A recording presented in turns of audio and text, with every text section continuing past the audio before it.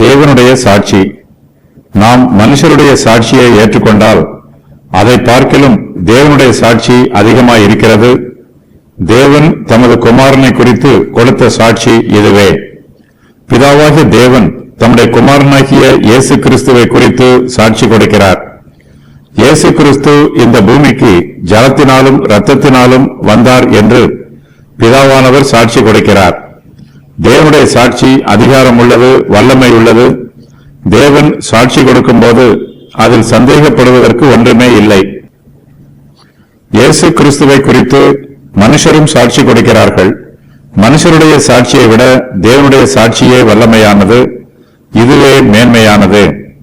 மனுஷருடைய சாட்சியை ஏற்றுக்கொள்கிறவர்கள் தேவனுடைய சாட்சியையும் ஏற்றுக்கொள்ள வேண்டும்.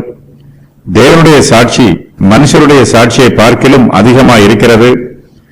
தேவன் தம்முடைய தெய்வீக அதிகாரத்தினால் சாட்சி கொடுக்கிறார். தேவனுடைய சாட்சியில் தவறு எதுவும் இருப்பதில்லை. தேவன் பொய்யுரையாதவர், அவர் சத்தியமுள்ளவர், அவர் சத்திய வார்த்தைகளை மாத்திரமே பேசுகிறவர். இயேசு கிறிஸ்துவை பற்றி தேவன் கொடுக்கிற சாட்சிகள் எல்லாம் சத்தியமாய் இருக்கிறது. இயேசு கிறிஸ்துவே தம்முடைய குமாரன் என்று பிதாவானவர் இந்த உலகத்திற்கு கொடுக்கிற சாட்சி போதுமான சாட்சியாய் இருக்கிறது. தேவனுடைய சாட்சியை விட வேறு எந்த சாட்சியும் இதற்கு மேல் மனுஷருக்கு தேவையில்லை. இயேசு கிறிஸ்து தேவனுடைய அன்பின் குமாரன். மனுஷரை தேவனிடத்தில் ஒப்புரவாக்குவதற்காக இயேசு கிறிஸ்து இந்த பூமிக்கு வந்தார். இந்த பூமியிலே கிறிஸ்துவானவர் தேவனுக்கும் மனுஷருக்கும் நடுவே மத்தியஸ்த ஊழியம் செய்து நம்மை தேவனோடு ஒப்புரவாக்கினார்.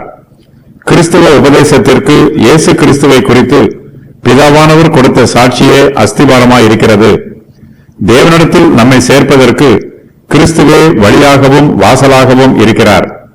மனுஷருடைய சாட்சியை விட தேவனுடைய சாட்சி உறுதியானது.